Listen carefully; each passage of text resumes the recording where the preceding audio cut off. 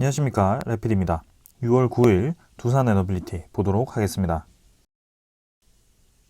증시 먼저 보겠습니다. 코스피 1.16% 상승했고요. 코스닥은 0.87% 상승하면서 오늘은 양지수가 상승을 했습니다.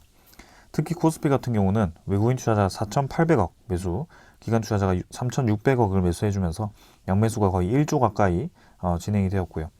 2,641포인트까지 상승을 하면서 제 근래 들어서 가장 높은 지표로 도달을 했습니다. 코스닥은 추가적으로 상승을 하면서 900포인트까지 근접을 했고요. 883포인트, 외국인 투자자와 기관 투자자가 1,000억, 1,200억 정도를 매수를 해주었습니다. 자, 전반적인 증시 흐름 또 좋게 진행이 되었고요. 지금 이제 전고점을 넘어서 이제는 2,700선으로 진입을 위한 준비를 하고 있습니다. 480선까지 코스피가 지금 도달을 했고요. 우상향하는 모습이 보이기 시작합니다. 그래서 전반적인 그런 코스피의 시가총액 상위 종목들이 점점 이제 전고점을 돌파하면서 우상향을 하고 있는 그림이고요. 거기에 대해서 코스피 지표도 같이 올라가고 있는 모습입니다. 월봉도 뭐 더할 나위 없이 좋고요. 지금 월봉은 이미 2600선 돌파해서 이전에 코로나 사태 이 유동성 시장에서의 고점 말고 그 이전에 찍었던 고점은 이미 돌파를 한 상황입니다. 그래서 유동성 자금이 이제 풀리기만 한다면 3,000포인트까지 다시 코스피가 진입을 할 수 있는 그런 상황이 벌어질 수 있을 것 같고요. 그 금리 인상에 대해서는 계속해서 주시를 해서 지켜보도록 하겠습니다. 투자 수급은 기관 투자자가 3,600억 매수하면서 지금 이제 5일 연속 매수가 진행이 되었고요. 외국인 투자자는 이제 옵션 만기 다음 날인 오늘 4,800억을 집중 매수해주면서 바짝 또 매수를 해주었습니다. 그래서 그동안 이제 코스피에서 지속적으로 매수를 해오던 그 포지션을 유지를 하면서 또 매수를 진행했고요. 코스닥도 마찬가지 지금 이제 일봉을 보시면 코스피와 유사하게 N자로 올라가고 있습니다. 코스피는 전고점을 돌파했지만 코스닥은 아직까지는 돌파하지는 못했습니다. 그러나 워낙 이전에 강하게 급등을 했었기 때문에 고점 자체가 높이 형성이 되었습니다. 그러나 저점을 이어보면 코스닥도 마찬가지로 점점 이 우상향을 하고 있는 모습이 보여집니다. 특히 최근에 2차전지 관련한 종목들이 다시 강세를 보이기 시작하면서 코스닥이 또 탄력을 받고 있거든요. 그래서 코스닥도 지금 이제 1000포인트까지 이미 상당 부분 많이 회복을 했습니다. 아직까지 200포인트 정도 더 상승을 해야 되는 상황이긴 하지만 확실히 힘을 받을 수 있는 그런 상황이 만들어졌습니다. 투자 수급 자체는 지금 외국인 투자자, 기관 투자자 양매수 진행했는데요. 어제는 양매도를 했다가 하루 만에 전환이 되었습니다. 그래서 이 흐름이 계속 이어지는지도 한번 주시를 해보겠습니다. 코스피와 마찬가지로 해외 증시, 니케이, 나스닥, 다우 모두 상승을 진행하면서 전반적인 흐름이 굉장히 좋게 진행이 되었고요. 일별 환율은 미국 원달러가 1293원, 이제는 1300원 아래로 형성이 되었습니다. 그래서 아래 이제 121선 지지 라인까지 뚫고 내려가면서 5.5원 하락해서 진행이 되었고요. 이제는 전 저점을 뚫고 내려가느냐 마느냐 정도, 그 정도까지 환율이 떨어진 상황입니다. 그래서 이제는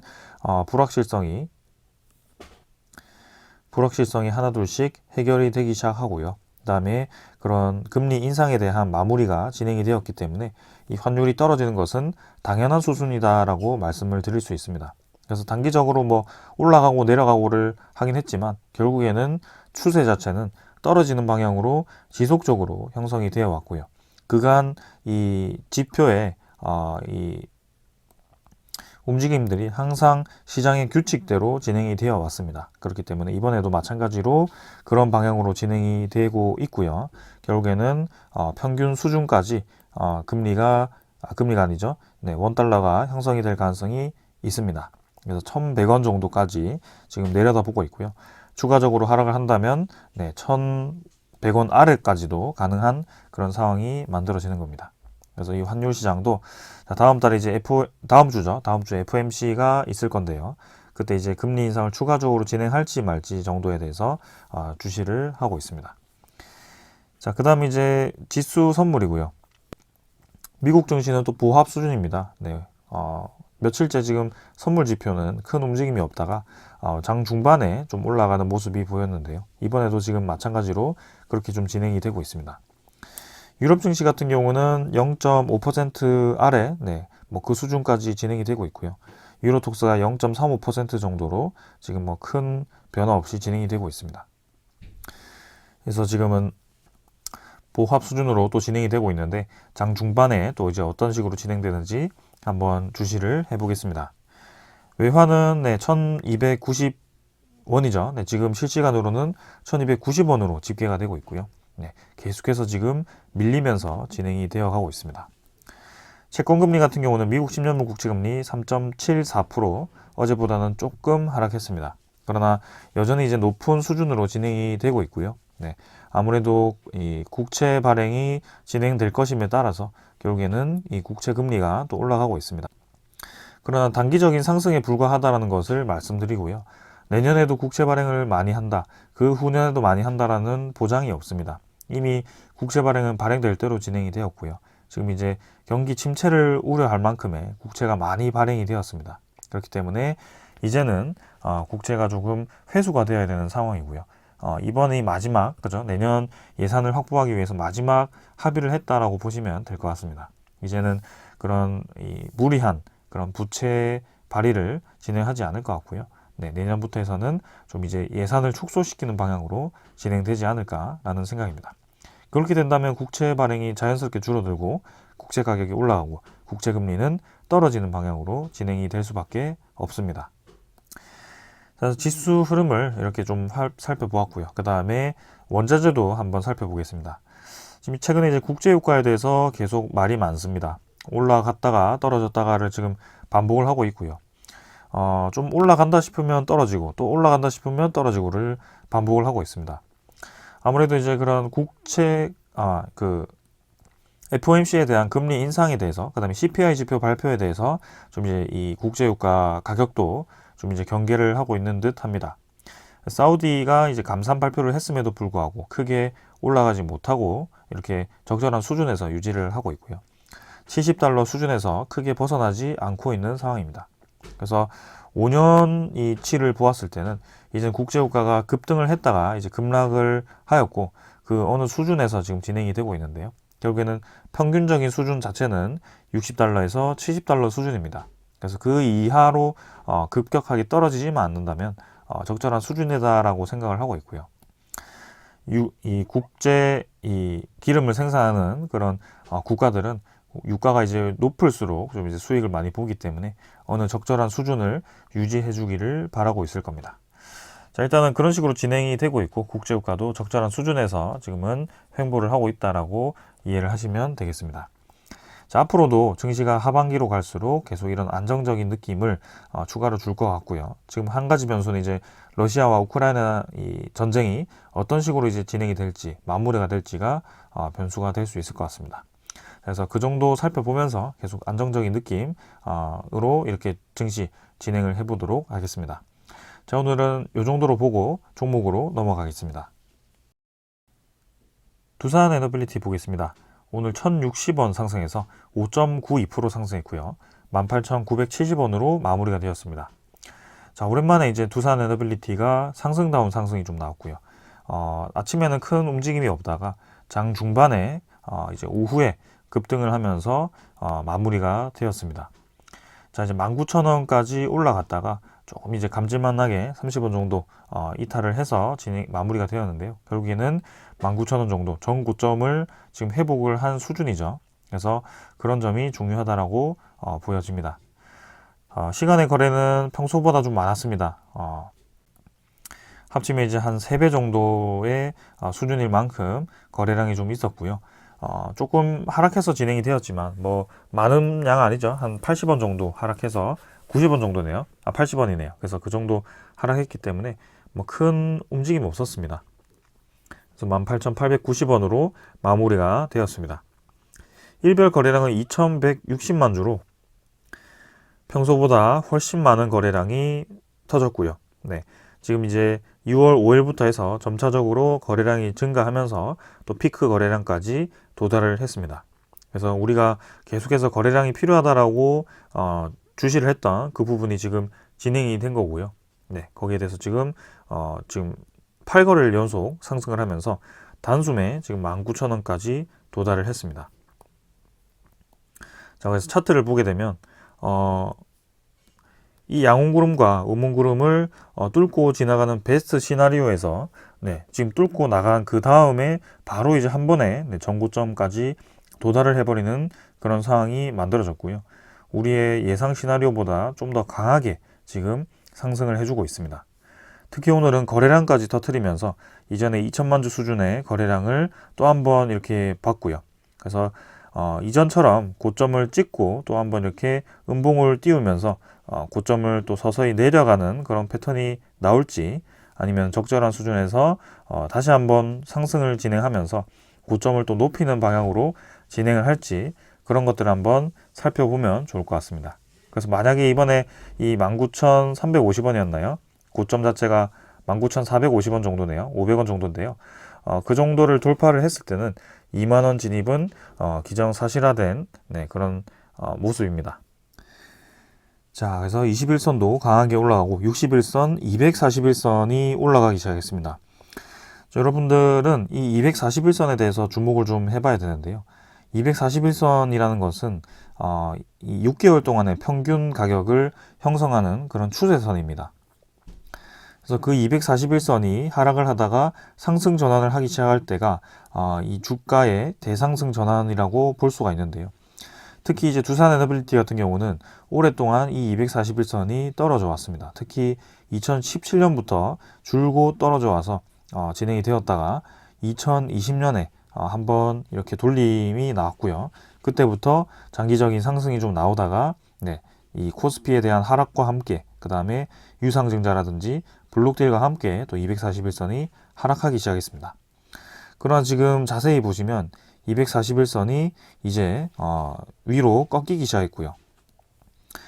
오랫동안 주가가 이 가격대 수준에서 횡보를 한 만큼 이제는 평균 가격대가 저점을 이제 내리는 것보다는 서서히 이제 올리고 있다라고 이해를 할 수가 있습니다.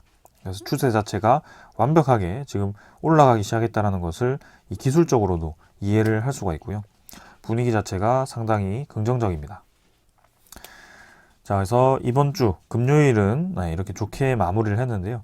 특히 이 금요일을 이렇게 마무리를 한 이유가 또 있습니다. 네, 일단은 수급부터 먼저 확인을 하고 말씀드리겠습니다. 자, 월봉을 보시면 월봉은 뭐 20월봉선을 뭐 가뿐히 또 이렇게 넘어가면서 우리가 주목하던 그 20월봉선 단숨에 돌파를 했습니다. 그래서 이 월봉의 기술적인 분석으로도 결국에는 좋은 자리가 지금 만들어졌다는 것이고요. 추가적인 상승을 예상할 수 있는 상황입니다. 자, 6월에 이제 둘째 주까지가 마무리가 되었는데요. 거래량을 조금 더 실어서 조금 더 많은 거래량과 함께 힘찬 상승을 좀 기대를 해보겠습니다. 투자 수급을 보시면 네, 기관 투자자가 246만 주를 매수했고요. 외국인 투자자가 530만 주를 매수하면서 거의 이제 역대급 매수량을 보여주었습니다. 특히 기관 투자자 중에서도 투신 투자자가 233만 주를 매수하면서 대부분의 물량을 차지했고요. 보험은 39,000주 매수하면서 크게 변화 없었고, 금융투자는 10만 주를 매도했고요. 연기금 투자자도 오늘 큰 변화 없이 마무리가 되었습니다. 사모펀드도 19만 주 정도 진행을 했는데요. 크게 뭐 움직임 없었습니다. 그래서 오늘 수급의 대부분은 외국인 투자자와 투신 투자자로 집중이 되었습니다. 자, 왜 이 두 투자자가 갑자기 금요일에 느닷없이 이렇게 많은 수량을 매수하면서 주가를 이렇게 끌어올렸을까에 대해서 생각을 해볼 수 있습니다. 특히 투신 투자자는 이전에 네, 주가가 급락을 할 때 물량을 계속 뱉었던 그 세력 중에 하나입니다. 그래서 4월 19일부터 18일부터 이제 매수를 끝내고 매도를 시작했고요. 결국에는 5월 달에는 계속 이제 매도를 하면서 주가를 끌어내렸습니다. 그래서 특히 웨스팅하우스에 대한 악재를 이렇게 뿌리면서 주가가 급락을 하기 시작했는데요. 그때 때마침 외국인 투자자도 가세를 해서 이렇게 공매도를 때리면서 네, 진행을 했었습니다. 그래서 주로 외국인 투자자와 투신 투자자가 전 고점에서부터 이 바닥까지 하락을 부추겼습니다. 네, 근데 결국에는 지금 마지막까지 주가를 끌어올린 세력을 보면 외국인 투자자와 투신인 것을 알 수가 있습니다. 자, 그래서 오늘이 무슨 날이었느냐 하면, 네, 먼저 이 코스피 200에 대한 내용부터 좀 살펴보겠습니다. 코스피 200 등 정기 변경에 대한 리밸런싱, 그래서 공매도 우려, 시장 변동성이 크다라는 것을 이렇게 얘기를 했습니다. 그래서 코스피 200의 정기 변경이 실시가 된 것을 알 수가 있고요. 그 이전에 우리는 5월 31일에 MSCI 리밸런싱을 경험을 했습니다. 그리고 어제 6월 8일에 옵션 만기 내만여의 날을 경험을 했습니다. 그리고 6월 9일에는 이제 오늘이죠. 오늘이 코스피 200의 정기 변경이 이루어진 것으로 보여집니다. 그래서 그 정기 변경에 따라서 편입된 종목이 있고 편출된 종목이 있고 그 다음에 보유 비율이 증가한 종목이 있을 겁니다. 그러나 이제 두산에너빌리티가 주요 보유 비율이 늘어났다라고 여기 공시가 되어 있지는 않지만 그 날에 특정해서 지금 이제 수급이 좀 집중된 것이 아닌가라는 생각을 해볼 수 있습니다. 그래서 최근에 MSCI에서도 두산에너빌리티가 이 보유 비율이 증가하면서 외국인 투자자가 집중 매수하는 것을 우리가 알 수 있었는데요. 오늘도 이렇게 외국인 투자자와 투신 투자자가 집중 매수한 것이 보유 비율 증가에 따른 것이라고 생각을 할 수가 있습니다. 그래서 그동안 이 보유 비율을 확보하기 위해서 공매도를 증가시켰을 이유가 있을 것 같고요. 특히 여기서도 보유 비율에 따른 공매도 우려가 이렇게 기사로 제시되어 있습니다. 그래서 이미 공매도를 이용해서 공매도 수량을 늘리면서 낮은 가격대에 이렇게 이 물량을 집중시켰고요. 거기에 대해서 상환을 하면서 다시 주가를 끌어올리면서 물량을 확보하는 식으로 진행이 되었을 것으로 예상이 됩니다. 결국에는 이 구간 동안 그죠? 떨어지고 올라오는 구간 동안 주가는 동일하게 진행이 되었고요. 외국인 투자자는 오히려 더 많은 물량을 확보를 했습니다. 더 많은 물량이 지금 확보가 된 상황이고요. 기관 투자자 같은 경우는 거의 대부분의 물량을 다시 확보를 한 상황입니다. 결국에는 개인 투자자만 하락에 대해서 손절을 한 투자자라든지 그런 투자자들이 많았을 것으로 예상이 됩니다.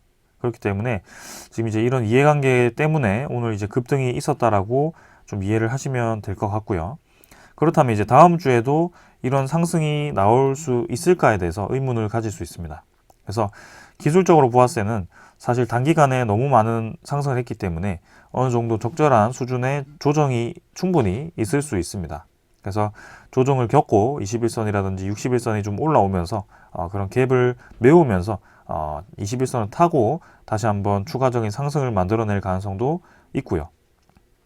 지금 이제 외국인 투자자가 단기간에 좀 집중 매수를 했기 때문에 이 차익 실현 물량도 충분히 나올 수 있습니다. 그래서 그런 것들을 좀 생각하면서 다음 주 시장을 대응을 하면 될 것 같고요. 결국에는 우상향하는 차트는 지금 결국에는 만들어졌기 때문에 천천히 좀 지켜보면 될 것 같다라는 말씀을 좀 드립니다. 자, 그래서 530만 주인데요. 결국에는 지금 19,000원 수준에서 530만 주를 매수를 했다라고 하면 거의 900억에서 1,000억 가까이를 지금 집중 매수를 한 겁니다. 오늘 하루만 지금 외국인 투자자가 두산에너빌리티를 1,000억 가까이를 매수를 한 것을 보면 상당히 많은 물량입니다. 그래서 보유 비율에 대한 그런 증가가 폭이 꽤 컸던 것 같고요. 거기에 대해서 이렇게 집중 매수를 했다라고 이해를 하시면 되겠습니다. 자, 당연히 공매도 잔고 확인해 보면 잔고가 떨어져 있겠죠. 공매도 잔고는 1,040만 주로 전날 대비해서 또 한 100만 주 가까이가 감소를 했고요. 전날, 전전날 계속해서 지금 공매도 잔고가 줄어들고 있습니다. 그래서 5월 31일에 MSCI 리밸런싱 때 1,330만 주로 잠깐 이제 늘었다가 쭉 이제 다시 감소를 하기 시작하고요. 어제도 이제 외국인 투자자에 대한 매수량이 상당했는데 오늘 이제 500만 주 가량으로 매수가 된 것을 보면 공매도 잔고가 이 6월 8일, 6월 9일자로 상당히 많이 상환되었을 것으로 예상이 됩니다. 그래서 이전에 공매도 잔고가 쭉 감소를 해서 이 700만 주대였나요? 600만 주대까지 감소를 했던 것을 보았었죠. 그래서 지금 조금 더 살펴보면 500만 주대까지 감소를 했었네요. 490만 주 정확하게 이 수준까지 공매도 잔고가 감소를 했을 것으로 예상이 됩니다. 그래서 다음 주에 이틀 정도 거래가 더 진행이 되면 제가 공매도 잔고와 주가와 그 다음에 외국인 투자자에 대한 지분의 관계를 데이터를 추가해서 다시 한번 정리하는 시간을 가지도록 하겠습니다. 자, 결국에는 MSCI 리밸런싱과 코스피 200에 대한 리밸런싱 과정에서 두산 에너빌리티의 보유 비율이 증가하게 되었고, 네, 당연히 이제 기업이 잘 나가니까 비중 증가가 있을 수밖에 없습니다. 그렇기 때문에 외국인 투자자라든지 기관 투자자가 집중 매수를 하면서 이렇게 공매도가 사용이 되었다. 이렇게 좀 정리를 드리면서 넘어가겠습니다. 자, 그러면 이제 진짜 상승을 하기 위해서는 두산 에너빌리티에 대한 소스들이 하나 둘씩 오픈이 되어야 될 것 같고요. 거기에 대해서 이제 좀 말씀드리도록 하겠습니다. 자, 그 전에 두산 에너빌리티에 대한 대차 정보도 같이 한번 살펴보겠습니다. 대차 정보는 오늘도 53만 주 상환이 되었고요. 2,700만 주로 추가적으로 감소를 했습니다.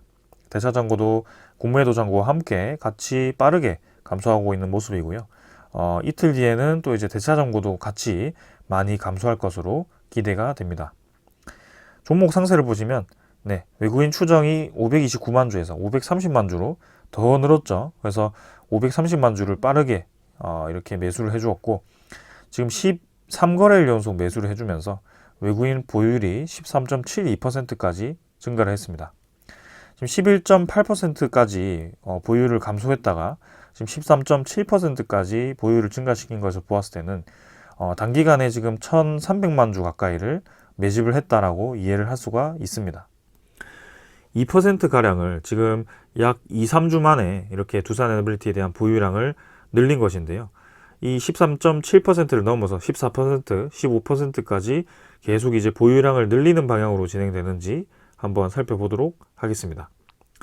그리고 오늘 이렇게 거래량이 많은 날에도 공매도에 대한 거래량은 크게 없었습니다. 네, 비율은 0.6%로 거의 공매도 거래가 없었고요.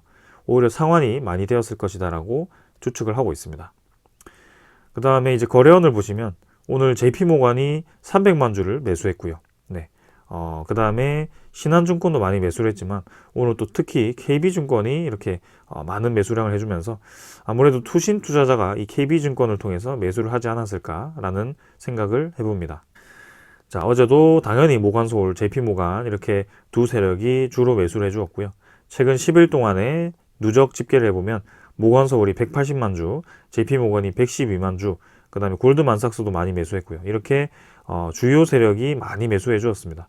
거기에 이어서 오늘도 JP모건이 이렇게 많이 매수를 해주었고요. 네, 모간서울도 오늘 35만 주 매수하면서 결국에는 이 모간서울과 JP모건이 두산에너빌리티를 아주 공격적으로 매입을 했다. 그래서 어떤 이제 보유비율 증가 명분으로 공매도가 이용되었고 이렇게 보유비율을 늘려놨는데 이제 다음 주부터는 그런 이해관계가 마무리가 되는 시점이기 때문에 그 이후에 차익 실현을 하면서 주가를 좀 떨어뜨릴지 아니면 추가적으로 매집을 하면서 계속해서 상승을 시킬지 한번 지켜보도록 하겠습니다. 자, 그러면 주가는 이제 그런 세력들이 알아서 형성을 해주는 것이고요. 우리는 이 기업이 정말 그 주가 이상으로 갈 수 있을지에 대해서 계속 고민을 해야 되고 거기에 대해서 이 기술력들을 분석을 해야 됩니다. 그렇기 때문에 지금부터 그 소식에 대해서 좀 전해드리도록 하겠습니다. 자, 먼저 전해드릴 소식이고요. 오늘 아침에 이 소식을 접했습니다. 한국의 원전 이 수출이 사우디 이제 수출을 검토를 했었습니다. 근데 이제 최근에 그 사우디 소식이 쏙 들어가고 이제 폴란드라든지 체코 원전에 대한 그런 수출이 좀 수출 얘기가 있는데요. 갑자기 사우디 수출이 급 물살을 타는 것 같습니다. 최근에 이제 사우디가 미국과 이제 그런 관계가 좀 틀어지면서 중국과의 그런 관계를 좀 이제 밀착 관계로 이제 형성을 좀 했는데요. 핵심 내용부터 말씀드리면 지금 미국과 중국의 그런 줄타기 외교를 진행을 하고 있다고 합니다. 그 과정 속에서 지금 원전에 대한 최종 입찰을 앞두고 있는데 한국과 중국 2파전으로 지금 진행이 되고 있습니다. 그래서 미국이 만약에 우라늄 농축을 허용해주면 한국 원전을 짓겠다라고 얘기를 했고요. 허용하지 않으면 중국 원전의 건설에 베팅을 하겠다라고 얘기를 했다라고 합니다. 그래서 미국이 이제 난처해졌기 때문에 이 사우디라는 중동에서 가장 영향력이 큰 국가 중 하나인 그 사우디를 이렇게 중국 편에 내보낼 수 없기 때문에 미국에서도 지금 사우디를 달래기 위해서 블링컨 장관이 또 직접 방문을 해서 또 내용을 공유를 한 것 같고요. 그 과정 속에서 이렇게 한국 원전에 대한 건설 가능성을 또 이렇게 오픈을 한 것 같습니다.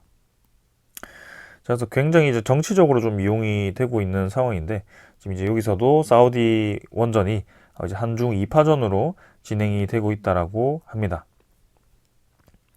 그래서 이렇게 계속해서 우라늄 농축 허용을 요구하는 것은 사우디도 이제 핵 무기를 가지기 위함인데요.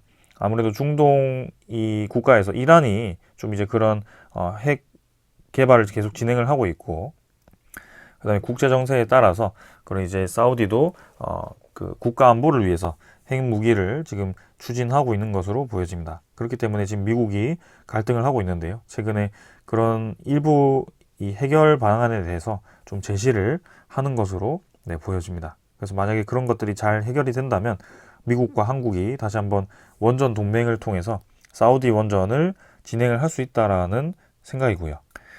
특히 이 사우디는 UAE 바라카 원전에서 시공 능력을 입증한 한국을 내심 바라고 있다고 합니다. 그래서 싸고 안전하고 빠르게 이제 원전을 지을 수 있기 때문에 검토를 하고 있고요. 특히 한국과의 관계는 상당히 좋죠. SMR을 공동 개발을 진행했었기 때문에 이 사우디에 대한 이 SMR 관심도도 충분히 높고요. 그다음에 특히 두산 에너빌리티와 이 사우디의 관계가 좋습니다. 합작사를 설립해서 지금 최대의 주단조 공장도 설립을 하고 있고, 그 다음에 해수 담수화 플랜트라든지 뭐 그런 네옴시티의 그 건설 입장에서 많은 기업들이 지금 참여를 하길 원하고 있습니다. 그래서 지금 한국과 뗄래야 뗄 수 없는 관계에 있는데요. 그런 과정 속에서 한국의 원전 사업까지 이렇게 맡기고 싶어 할 것 같습니다. 그래서 사우디 원전이 만약에 이렇게 농축 우라늄만 해결이 된다면 구부 능선을 넘었다라는 얘기가 나올 만큼 상당히 이제 가능성이 높은 것으로 점쳐지고요. 지금 폴란드 원전, 체코 원전에 이어서 사우디 원전까지 다크호스로 지금 떠오르고 있는 그런 상황입니다. 그래서 최근에 다시 대형 원전 수주에 대한 가능성이 높아지고 있는 상황이고요. 웨스팅하우스에 대한 소송건이 좀 이제 길을 막긴 했지만 어제도 어떤 구독자분이 저한테 질문을 했습니다. 대형 원전에 대한 수주가 지금 소송전을 하고 있는데 가능한 것인가에 대해서 얘기를 해주셨는데요. 그 소송전에 대해서 다시 한번 말씀을 드리면 말 그대로 소송은 소송입니다. 여러분들 뭐 일반적인 상황이라든지 정치적인 상황이라든지 어떤 부분에서든 소송을 건다라고 해서 어떤 일이 추진되지 않는 경우는 없었습니다. 결국에는 이제 그 선택이죠. 소송을 무릅쓰고 일을 진행시킬 것이냐, 아니면 협의를 해서 일을 진행시킬 것이냐, 두 가지입니다. 그래서 일단 첫 번째, 두 번째가 있기 때문에 둘 다 결국에는 결론은 일을 진행시키는 겁니다. 그죠? 그래서 한수원 입장에서는 1400메가와트급이 지재권 이 재산도 있고, 그 다음에 한국의 독자 기술이 들어갔기 때문에 기술력을 인정해달라고 하는 것이고요. 웨스팅하우스 입장에서는 원천 기술이 우리가 인수한, 그죠? 매입한 그런 기업의 기술이 들어갔기 때문에 우리 기술을 사용한 것이다라고 주장을 하는 겁니다. 그래서 그 두 주장이 갈등을 하고 있는 거죠. 여러분들 반도체에서도 이런 소송전이 허다합니다. 근데 그 소송을 걸었다고 해서 삼성전자가 반도체를 판매하지 못하거나 그러지 못하잖아요. 그러지 않잖아요. 그렇기 때문에 결국에는 이 원전 수주는 진행대로 되고 본계약도 아마 진행될 겁니다. 그리고 그 뒤에 이제 이 합의에 대해서 어떻게 진행할 것인지, 만약에 합의가 되지 않는다면 그 소송이 얼마나 진행될 것인지, 몇 년 동안 진행되어서 결국에는 한수원의 손을 들어줄 수도 있고 웨스팅하우스에 대한 손을 들어줄 수도 있습니다. 근데 이 첫 번째 케이스 같은 경우는 거의 파국의 길이죠. 그래서 미국과 한국의 그런 원전 협력을 공식적으로 발표했음에도 불구하고 기업 간의 그런 문제로 이렇게 소송전으로 가는 것은 아마 둘 다 원치 않을 겁니다. 그래서 후자, 그죠? 두 번째 케이스의 확률이 높다라는 것이고요. 그러면 기술료를 지불을 하든 아니면 그런 이 같이 참여를 해서 뭐 그런 일부 이 공사 비용을 떼주던 뭐 그런 식으로 진행이 될 것으로 예상이 됩니다. 그렇기 때문에 앞으로 대형 원전 수주에 대한 가능성은 거의 확실하다라고 이해하시면 되고요. 거기에 대해서 증권사들도 그죠? 증권 쪽에서도 네, 지금 이 목표가를 올리면서 제시를 한 것이 하반기부터 이 대형 원전에 대한 수주가 본격화될 것이다라고 언급을 했습니다. 네, 그래서 자 7월 달에 폴란드 원전부터 이제 본계약이 체결이 될지 한번 주시를 해볼 만하고요. 사업 타당성 조사 이후에 어떤 움직임을 보일지 한번 주시를 해보겠습니다. 자, 그러는 와중에 지금 우리나라가 최초로 수주했던 그죠? UAE 바라카 원전이 이제 4, 5기가 운영 준비 단계에 돌입을 했다라고 합니다. 3, 5기까지는 지금 상업 운전을 실시를 했고요. 1, 2, 3, 5기가 각각 2021년 4월, 그 다음에 작년 3월, 2022년 3월, 네, 올해 2023년 2월에 상업 운전을 개시를 했습니다. 그래서 기간으로 따진다면 약 11개월씩 이렇게 순차적으로 네, 바라카 원전이 1호기씩 상업 운전이 가동되고 있고요. 지금 이제 올해 2월이었기 때문에 아마 2024년 1월 타겟으로 상업 운전을 실시를 할 것으로 예상이 됩니다. 그래서 이제 지금 연료 장전을 위한 운영 준비 단계에 진입을 했고요. 네, 하반기에 본격적으로 그 시운전과 함께 원전 출력을 높여가면서 이제 내년 1월에는 상업 운전에 들어갈 것으로 기대가 됩니다. 그래서 그런 것들이 이제 UAE 쪽에서 다 성공적으로 진행이 된다면 UAE 전력 수요의 25%를 담당을 할 거고요. 네, 거기에 대해서 우리나라 입장에서 공사 기한을 맞추고 아주 값싸게 중동, 그죠? 메마른 땅에서 지금 원전을 지었다라는 것이 상당히 의미 있는 그런 상황이 될 것 같습니다. 추가로 이제 5호기에서 8호기까지도 검토를 하고 있기 때문에 이 4호기가 상업 운전에 들어가게 된다면 UAE도 추가적인 그런 원전 건설에 대해서 검토를 할 것으로 예상됩니다. 아마 한국이 좀 단독으로 네, 검토가 되지 않을까라는 기대감이 좀 있고요. 그 소식은 추후에 말씀드리도록 하겠습니다. 자, 그래서 이렇게 지금 대형 원전 관련한 소식이 굉장히 좋은 흐름으로 이어지고 있고요. 그 이후에 이제 SMR도 계속해서 좋은 소식들이 들려오고 있습니다. 그래서 이렇게 한수원 사장이 직접 네, 열병합 발전처럼 거주지 인근에 SMR을 설치 가능하다라는 그런 기술적인 부분과 그런 한계를 말씀드린 것 같고요. 대형 원전보다 1만 배 안전하고 부지 경계가 400에서 500m 정도면 충분하기 때문에 첨단 산업단지라든지 그런 산업단지 옆에 이렇게 건설이 가능하다라는 겁니다. 가장 큰 장점은 SMR 자체로 자연 냉각이 가능하기 때문에 대형 원전처럼 그런 냉각수 공급이 끊겨서 수소 폭발로 이어지는 그런 상황은 만들어지지 않는다는 겁니다. 애시당초 그게 성립하지 않기 때문에 SMR 자체가 훨씬 안전하다라고 얘기를 하는 겁니다. 이때까지 일어났던 그런 원전 사고의 대부분은 모든 원전 사고죠. 모든 원전 사고는 그렇게 수소 폭발, 그런 멜팅 다운 네, 그런 현상들 때문에 이루어진 것인데요. 그게 이제 성립하지 않기 때문에 SMR 자체는 훨씬 안전하다는 겁니다. 대신에 이제 조그만한 이 원전이기 때문에 대형 원전보다는 조금 더 이 우라늄 농도를 높게 농축시켜서 사용해서 그런 핵연료에 대한 수요라든지 그런 것들이 공급이 조금 타이트할 수 있다라는 것인데요. 그런 우라늄 에너지를 공급해 줄 수 있는 기반도 좀 마련해 두는 것이 좋을 것 같습니다. 앞으로 2035년까지 계속 이어진다면 그런 것들이 충분히 네, 우리나라도 준비를 해야 될 것 같고요. 지금 대부분 이제 수입해서 쓰기 때문에 특히 이제 러시아가 그 우라늄 에너지를 많이 공급하기 때문에 그런 것들도 좀 주의를 기울여야 될 것 같습니다. 자, 그래서 SMR 시장도 많이 기대가 되고요. 그 다음은 액화수소 플랜트가 이제 이번 달에 네, 준공이 됩니다. 그래서 창원시에서 이제 모범적으로 이렇게 수소 에너지를 사용하는 그런 도시로 네, 도듬하기 위해서 액화 수소 플랜트를 우리나라 최초로 이제 건설을 하게 되고요. 세계에서는 이제 9번째네요. 9번째로 액화 수소를 생산하는 국가가 된다라고 합니다. 그래서 최대 이제 4톤 정도를 저장할 수 있고요. 네. 우리나라는 대부분의 수소를 수입해서 쓰고 있는 상황이기 때문에 이 수소 액화 플랜트가 의미하는 것은 상당히 클 것으로 기대가 됩니다.